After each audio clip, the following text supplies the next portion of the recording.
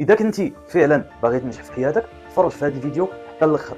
غالبا النجاح ما كيجيش بالساهل، كيطلب منك مجهود، استمراريه، صبر، تضحيه. تخيل معايا اديسون مول البوله اللي بها كتضوي دابا انت في دارك دار اكثر من 10000 محاوله باش يخترعها، لكن حتى المحاوله 9999 عاد نجح.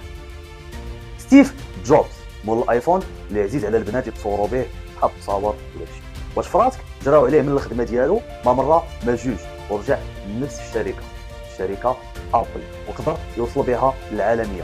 فين ما مشيتي كتشوف التليفونات ديالو.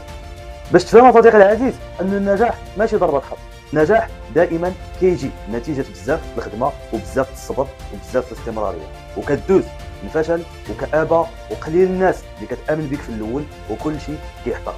لكن هنا فين خاصك انت تخرج داك البطل اللي فيك. قاوم واستمر وبدا في داكشي اللي كدير. تعلم حاجه جديده، دخل شوف الناس كي تربح فلوس في الانترنت، تعلم منهم حتى راسك. وبارك عليك بالاعذار، ربي عطاك نفس الدماغ اللي عطاه لذاك الانسان اللي ناجح دابا. يعني هو ما فيتك بوالو، هو فقط امن براسو وبقى حتى الاخر. وفي الاخر النجاح ديالك مسؤوليتك انت بوحدك، حتى حد ما هيجي يعتقك من الفقر او الظروف ديالك. نور جمع لقفه، بركه.